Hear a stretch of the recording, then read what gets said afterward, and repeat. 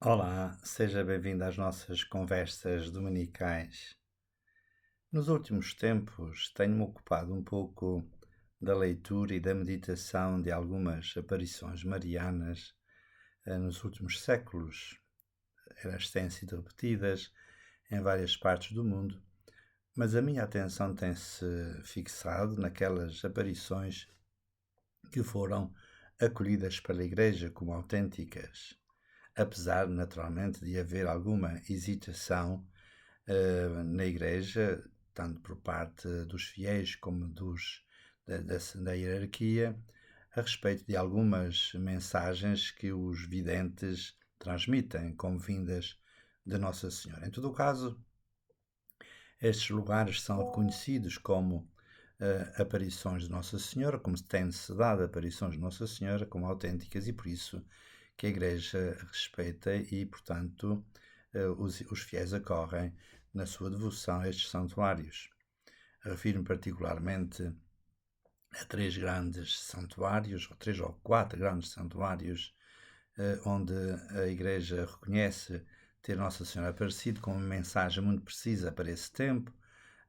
Guadalupe, no México, no século XVI, a São Juan Diego, depois em La Salette, em 1846, 19 de setembro, a duas crianças, depois, naturalmente, Lourdes, em 1858, a Santa Bernadette e, finalmente, a grande aparição de Nossa Senhora em Fátima, em 1917.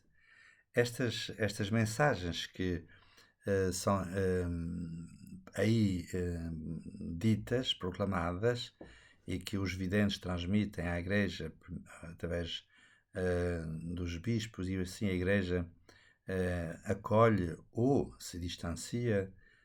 A Igreja leva tempo, não tem pressa em reconhecer oficialmente. Deixa primeiro que seja como aconteceu em Fátima, o próprio santuário, a própria realidade se impor à Igreja.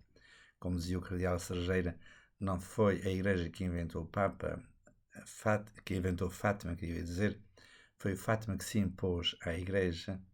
Estas mensagens são todas ligadas umas às outras. Vejam como a grande mensagem que foi transmitida a São Juan Diego em Guadalupe: não sabes que eu sou tua mãe, por exemplo. A maternidade divina de Nossa Senhora e que é a maternidade divina de nós próprios. Não sabes que eu sou tua mãe. A Igreja reconhece que Nossa Senhora é mãe da Igreja, como dizia Paulo VI durante o Concílio Vaticano II, e mãe de cada um de nós. Não sabes que eu sou tua mãe. Tem confiança, não tenhas medo.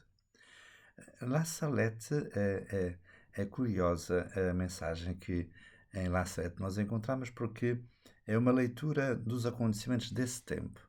A mensagem de Nossa Senhora aos videntes, Melanie e Maximino, diz respeito a três coisas, mais ou menos assim. Recomenda aos cristãos que vão à missa ao domingo. Portanto, naquele tempo a prática dominical já era bastante pouco praticada, e à missa ao domingo, que fosse à missa ao domingo. O mandamento da lei de Deus, o terceiro mandamento da lei de Deus, diz respeito ao cumprimento do domingo. No Antigo Testamento era o sábado. A Igreja celebra a Páscoa da Ressurreição do Senhor ao domingo, o primeiro dia da semana, o terceiro dia da semana, o oitavo dia, conforme se possa considerar a sucessão dos dias. Portanto, Nossa Senhora lá sete que chorava, e a Senhora que chora recomendava que os católicos retomassem a prática dominical, a santificação do domingo, não trabalhando, indo à missa e praticando a caridade. Além disso, dizia que a mensagem dizia respeito aos mandamentos da lei de Deus, que se os católicos, se os cristãos não cumprissem a lei de Deus, decorriam daí todas as desgraças do mundo, não é? E se nós não fizermos a vontade de Deus, vamos fazer a nossa vontade, não é? A questão fundamental, já no tempo de Santo Agostinho, na cidade de Deus, era viver de acordo com o homem, segundo a nossa própria vontade, que é concupiscente, inclinada para o mal, dizia Santo Agostinho, ou segundo Deus, não é? E, portanto, se nós não vivemos segundo Deus, portanto, cumprindo sendo obediente aos mandamentos da lei de Deus, que são caminhos de vida, caminhos de liberdade, caminhos de paz, acontecem os males todos que, nesse tempo, aconteciam, nomeadamente a fome, as doenças, as guerras, etc. E depois, em terceiro lugar, chamava a atenção para o risco de perder a fé e de uma apostasia generalizada em França e no interior da Igreja Católica, inclusive de chegar até Roma. Roma perderia a fé.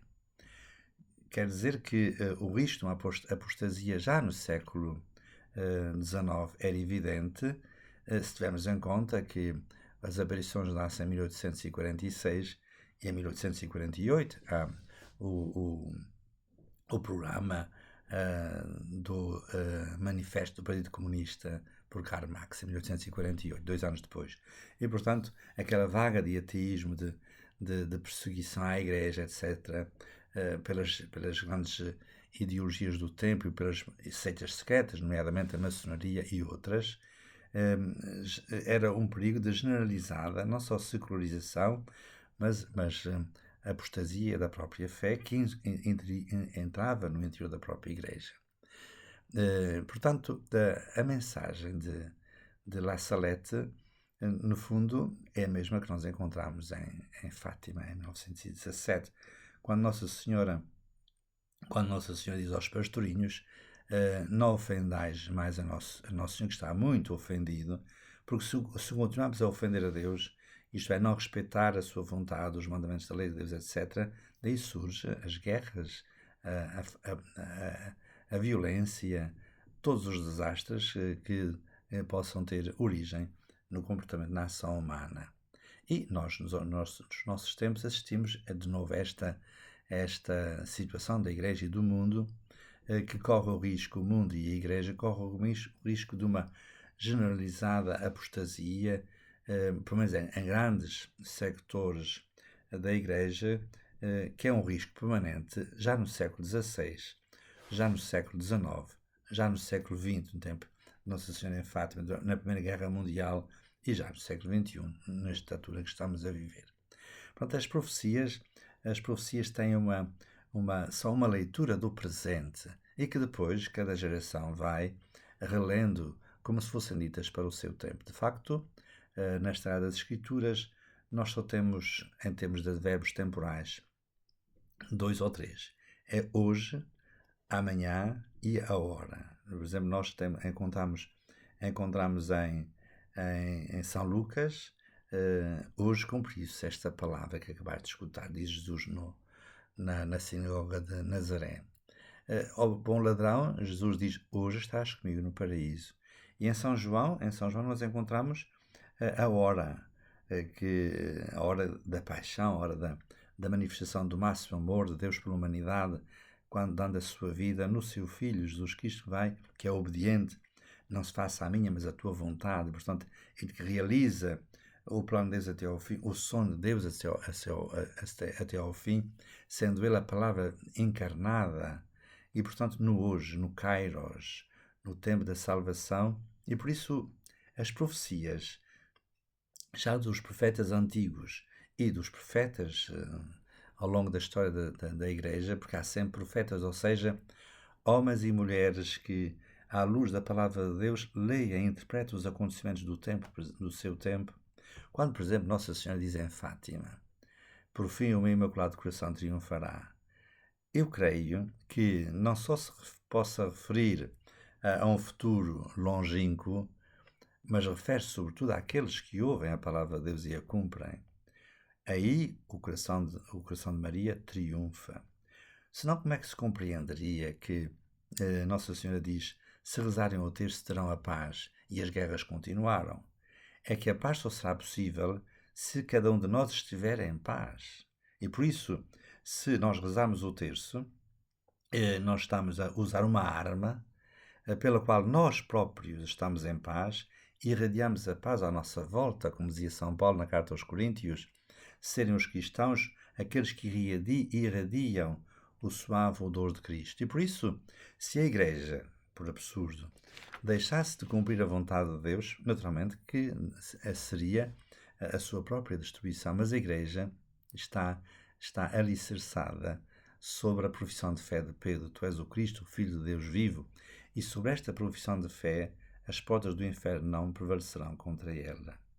Nestes dias, nós acompanhamos com a oração e com a nossa solidariedade eclesial o Santo Padre que está doente no hospital, e rezamos. Eu não diria que rezássemos pela sua saúde, mas estamos em comunhão com ele, pedindo ao Senhor que se faça a sua vontade nele. E se a vontade de Deus for que o Santo Padre recupere da saúde e ainda possa exercer o seu ministério ativo, então que se faça a vontade de Deus. Mas ele, mesmo no leito do hospital, está exercendo o seu ministério petrino de confirmar os irmãos na fé, sendo um exemplo irradiando para todos como podemos viver na paz, na alegria e na tristeza, na saúde e na doença, na vida e na morte. É por isso, este é o sentido da minha oração pelo Santo Padre, para que se continue a realizar nele a vontade de Deus para bem do mundo e da Igreja. E assim nós estamos a cumprir a vontade de Deus e estamos a impedir, a partir de cada um de nós, que se alastre a apostasia generalizada que em grandes sectores mesmo da Igreja se pode verificar, afastando-se da vivência da grande tradição da Igreja, porque nós vivemos da tradição. A Sagrada Escritura é já a materialização de uma tradição viva, primeiro transmitida oralmente e depois escrita, posta por escrito pelos evangelistas e por São Paulo, pelas cartas apostólicas, mas depois, portanto, consagrando uma tradição, a Igreja vive desta memória permanente de que a Eucaristia, o sacramento por excelência, fazer isto é minha memória. Quando nós não somos fiéis à memória da tradição viva da Igreja, corremos o risco de nos separar. Por isso, estas profecias que se derem em Guadalupe, em La Salette, em Lourdes e sobretudo em Fátima, são uma advertência para nós. O anjo que depois se identificou como anjo de Portugal dizia: Consolai o vosso Deus. E ensinou-nos lindíssimas orações de reparação. Meu Deus, eu creio, adoro, espero e amo-vos, peço perdão, pois que não creiam, não esperem, não vos amam. Santíssima Trindade, Pai, Filho e Espírito Santo, a devoção eucarística. Isto é um cerne da nossa própria experiência cristã. Se formos fiéis, praticando, como dizia Nossa Senhora Salete, indo à missa ao domingo, obedecendo aos mandamentos da lei de Deus, cumprindo os sacramentos, vivendo os sacramentos, fazendo a nossa confissão frequente, rezando o terço, estas são as armas do combate da fé que nós naturalmente estamos justos também a viver como as outras gerações passadas. Vamos pedir ao Senhor, pelo Santo Padre, para que nele se cumpra a vontade, a sua vontade, a vontade de Deus.